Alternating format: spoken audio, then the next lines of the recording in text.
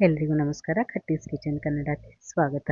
ಇವತ್ತು ಬೇಕ್ರಿಗಿಂತನೂ ಮೃದುವಾಗಿರೋ, ಬೇಕ್ರಿಗಿಂತನೂ ಶುಚಿಯಾಗಿರೋ 100% tasty soft cake ಮಾಡಿ ನೋಡೋಣ. ಡಬಲ್ ಲೇಯರ್ ಕೇಕ್ ಇದು. ಇದರಲ್ಲಿ ಮೊಟ್ಟೆ ಆಗಲಿ, ಬೆಣ್ಣೆ ಆಗಲಿ, ಎಣ್ಣೆ ಆಗಲಿ, ಓವನ್ ಆಗಲಿ ಏನು ಯೂಸ್ ಮಾಡ್ದೇ ಮಾಡಿರೋದು. ನೋಡಿ ಎಷ್ಟೊಂದು ಸಾಫ್ಟಾಗಿ ಬಂದಿದೆ. ಟ್ರೈ ಮಾಡಿ ನೋಡಿ ಹೇಗೆ ಮಾಡೋದು ಅಂತ ನೋಡೋಣ. ಇದಕ್ಕೆ ನಾನು ಬೊಟ್ಲು ತೊಗೊಂಡಿನಿ. ಇದು ಮಿಸರಿಂಗ್ ಕಪ್ಲೆ 1 ಕಪ್ಪಷ್ಟು ಹಾಲಿದೆ.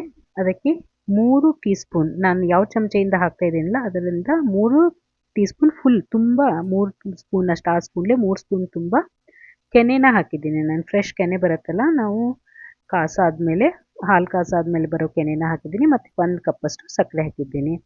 1 ಕಪ್ಪಷ್ಟು ಹಾಲಿಗೆ 1 ಕಪ್ಪಷ್ಟು ಸಕ್ಕರೆ ಮತ್ತು 3 ಸ್ಪೂನಷ್ಟು ಕೆನೆ ಹಾಕಿ ಚೆನ್ನಾಗಿ ಮಿಕ್ಸ್ ಮಾಡ್ಕೊಳ್ಳೋಣ.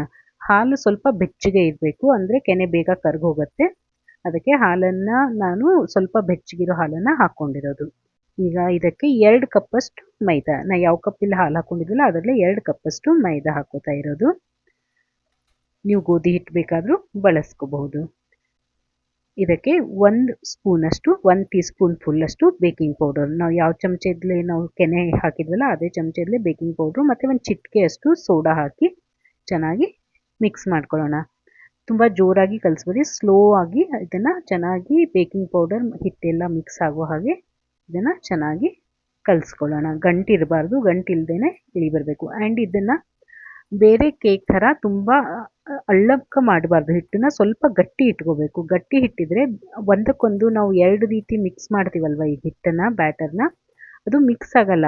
ಕೆಳಗಡೆ ಲೇಯರ್ ಕೆಳಗಡೆಗೆ ಇರುತ್ತೆ, ಮೇಲ್ಗಡೆ ಲೇಯರ್ ಮೇಲ್ಗಡೆಗೆ ಇರುತ್ತೆ. ಅದಕ್ಕೆ ನೋಡಿ, ಇವಾಗ ಸದ್ಯಕ್ಕೆ ನಾನು ಸ್ವಲ್ಪ ಹಿಟ್ಟನ್ನು ಗಟ್ಟಿ ಇಟ್ಕೊಂಡು ಅದನ್ನು 2:1 ರೇಷೋನಲ್ಲಿ ತೆಗಿತಾ ಇದ್ದೀನಿ. 2 ರೇಷೋದಷ್ಟು ದೊಡ್ಡ ಬೌಲಲ್ಲೇ ಇಟ್ಕೊಂಡು ಸುಮಾರು 1 ಭಾಗ ಮಾತ್ರ ಒಂದು ಸಣ್ಣ ಪಾತ್ರೆಗೆ ನಾನು ತಕ್ಕೊಂಡೆ.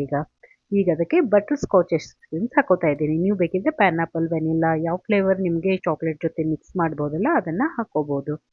ಮತ್ತು ಅದಕ್ಕೆ ಫುಡ್ ಕಲರ್, ಎಲ್ಲೋ ಜೆಲ್ ಕಲರ್ ಹಾಕೋತಾ ಇದ್ದೀನಿ ನಾನು. ಸುಮಾರು 4ರಿಂದ 5 ಡ್ರಾಪ್ಸ್ ಅಷ್ಟು, ಸುಮಾರು 10 ಡ್ರಾಪ್ಸ್ ಅಷ್ಟು ಎಸೆನ್ಸ್ ಹಾಕ್ಕೊಂಡಿದ್ದೆ. 4-5 ಡ್ರಾಪ್ಸ್ ಅಷ್ಟು ಎಲ್ಲೋ ಫುಡ್ ಕಲರ್ ಹಾಕ್ಕೊಂಡು ಇದನ್ನು ಚೆನ್ನಾಗಿ ಮಿಕ್ಸ್ ಮಾಡ್ಕೊಳ್ಳೋಣ. ಈಗ ಇನ್ನೂ ತುಂಬಾ ಗಟ್ಟಿ ಇದೆ. ನಾನು ಆಮೇಲೆ ಇದಕ್ಕೆ ಸ್ವಲ್ಪ ಹಾಲು ಹಾಕ್ಕೊಂಡು ಕನ್ಸಿಸ್ಟೆನ್ಸಿ ಚೇಂಜ್ ಮಾಡ್ತೀನಿ. ಬಟ್ ಇದು ತುಂಬ ಅಳ್ಕ ಆಗಬಾರ್ದು. ಈಗ ಕೋಕೋ ಪೌಡ್ರ್ ಹಾಕ್ಕೊಂಡಿರೋದು 3 ಟೀ ಸ್ಪೂನಷ್ಟು. ಈಗ ನಾನು ಸ್ವಲ್ಪ ಹಾಲು ಹಾಕೋತಾ ಇದ್ದೀನಿ, ಯಾಕೆಂದರೆ ಕೋಕೋ ಪೌಡ್ರು ಚೆನ್ನಾಗಿ ಬೆರೆತ್ಕೊಳ್ಳಿಕ್ಕೆ ತುಂಬ ಗಟ್ಟಿ ಆಗಬಾರ್ದು ಅಂತ ಸ್ವಲ್ಪ ಹಾಲು ಮಿಕ್ಸ್ ಮಾಡ್ಕೋತಾ ಇದ್ದೀನಿ. ನೀವು ಇದು ಒಳ್ಳೆ ರಿಬನ್ ಕನ್ಸಿಸ್ಟೆನ್ಸಿ ಅಂತ ಹೇಳ್ತಾರಲ್ವ, ಈಗ ಮೇಲೆ ಇಳಿಬಿಟ್ರೆ ಚೆನ್ನಾಗಿ ಇಳಿ ಬರಬೇಕು. ಹಾಗಾಗಲಿಕ್ಕೆ ಆ ಕನ್ಸಿಸ್ಟೆನ್ಸಿಗೆ ಎಷ್ಟು ಬೇಕೋ ಅಷ್ಟನ್ನೇ ಸ್ವಲ್ಪ ಸ್ವಲ್ಪ ಸೇರಿಸ್ಕೊಳ್ಳಿ ಹಾಲು. ನಂಗೆ ಸುಮಾರು 3-4 ಚಮಚೆಯಷ್ಟು ಹಾಲು ಬೇಕಾಯ್ತು. ಆಮೇಲೆ ನಾನು ಸ್ವಲ್ಪ ಆಗಿ ಸೇರಿಸ್ಕೊಂಡಿದ್ದೀನಿ. ಸುಮಾರು 3-4 ಚಮಚೆಯಷ್ಟು ಹಾಲು ಸೇರಿಸ್ಕೊಂಡಿಂದ ಇದು ಪರ್ಫೆಕ್ಟಾಗಿ ಹಿಟ್ಟು ರೆಡಿ ಆಯಿತು. ನೋಡಿ ಎಷ್ಟು ಚೆನ್ನಾಗಿ ಬಂದಿದೆ ಹಿಟ್ಟು. ಈಗ ಪರ್ಫೆಕ್ಟಾಗಿ ರೆಡಿಯಾಗಿರೋ ಚಾಕ್ಲೇಟ್ ಬ್ಯಾಟರ್ ಇದೆ. ಈಗ ಬಟರ್ ಸ್ಕಾಚ್ಗೆ ಸ್ವಲ್ಪ ಹಾಲು ಹಾಕ್ಕೊಂಡಿದ್ದೀನಿ ನಾನು. ಮತ್ತೆ ತುಂಬ ಗಟ್ಟಿ ಅನ್ನಿಸ್ತು, ಅದಕ್ಕೆ ಒಂದು ಸ್ವಲ್ಪ ಹಾಲು ಹಾಕ್ಕೊಂಡು ಇದನ್ನು ಮಿಕ್ಸ್ ಮಾಡ್ಕೋತಾ ಇದ್ದೀನಿ. ನೋಡಿ ಹಿಟ್ಟು ಗಟ್ಟಿನೇ ಇದೆ, ತುಂಬಾ ಏನು ಅಳ್ಕ ಇಲ್ಲ ಅದು. ಇದನ್ನು ನೀಟಾಗಿ ಚೆನ್ನಾಗಿ ಹಾಲು ಸೇರಿಸಿ ಮಿಕ್ಸ್ ಮಾಡ್ಕೊಳ್ಳೋಣ. ಹೇಗೆ ಅದು ರಿಬನ್ ಕನ್ಸಿಸ್ಟೆನ್ಸಿ ಬಂದಿತ್ತಲ್ವ, ಹಾಗೆಯೇ ಇದನ್ನು ರಿಬನ್ ಕನ್ಸಿಸ್ಟೆನ್ಸಿ ಬರಬೇಕು. ನಾ ಈಗ ಕೇಕ್ ಟಿನ್ಗೆ ಮುಂಚೆ ಹೊರಗಡೆಯಿಂದ ಅಲ್ಯೂಮಿನಿಯಂ ಫಾಯಿಲ್ ಸುತ್ತಕೊಂಡೆ, ಸೊ ಅದು ಕೇಕ್ ಟಿನ್ ಶೇಪ್ ತಗೊಳ್ತು. ಈಗ ಅದನ್ನು ಒಳಗಡೆ ಪ್ಲೇಸ್ ಮಾಡ್ತಾ ಇದ್ದೀನಿ. ನೀವು ಬೇಕಿದ್ರೆ ಬಟರ್ ಪೇಪರ್ ಆದರೂ ಹಾಕೋಬೋದು, ಅಥವಾ ಅದಕ್ಕೆ ಚೆನ್ನಾಗಿ ಎಣ್ಣೆ ಅಥವಾ ಬೆಣ್ಣೆ ಏನಾದರೂ ಸವರ್ಬಿಟ್ಟು ಸ್ವಲ್ಪ ಹಿಟ್ಟು ಹಾಕಿದರೆ ಅದು ಎಕ್ಸ್ಟ್ರಾ ಹಿಟ್ಟು ತೆಗೆದುಬಿಟ್ರೆ ಅದನ್ನು ಕೋಟಾಗಿ ಕೆಲಸ ಮಾಡುತ್ತೆ. ಆವಾಗ ಅದು ಅಂಟ್ಕೊಳ್ಳಲ್ಲ ಕೇಕು.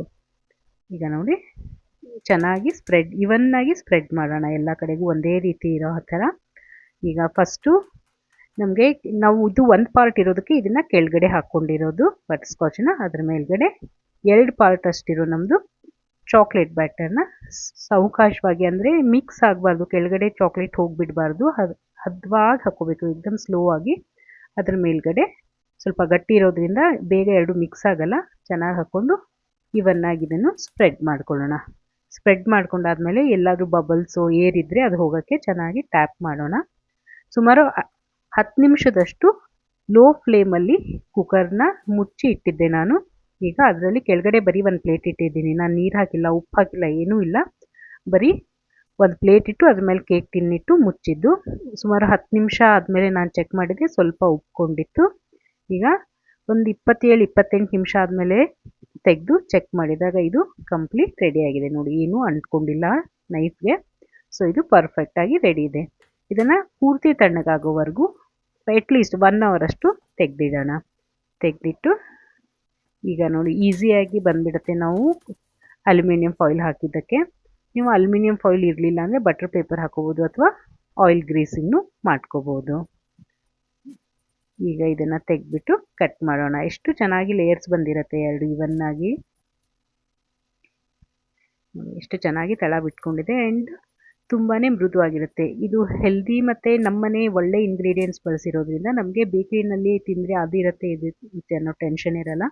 ಎಷ್ಟು ಬೇಕಾದರೂ ತಿನ್ಬೋದು. ನೋಡಿ ಸಾಫ್ಟಾಗಿರೋ ಕೇಕ್ ರೆಡಿ ಇದೆ.